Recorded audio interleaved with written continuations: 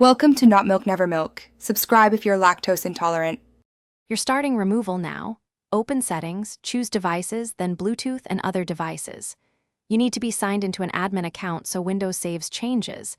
This avoids permission prompts. Once you see the paired devices list, locate the exact device name.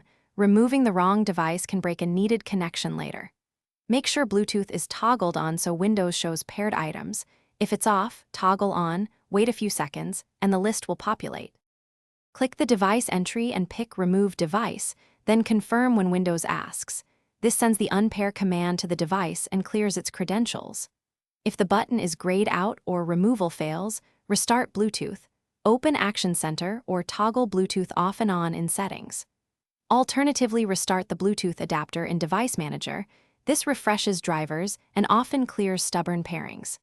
For input devices like keyboards and mice, after removal, restart your PC to finalize background changes and free any locked resources.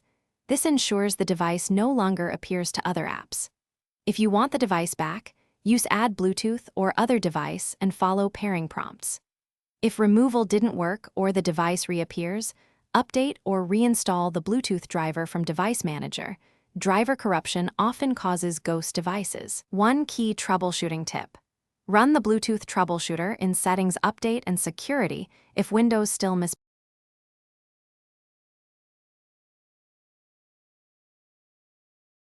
Thanks for watching. If this was helpful, leave a like and consider subscribing. See you next time.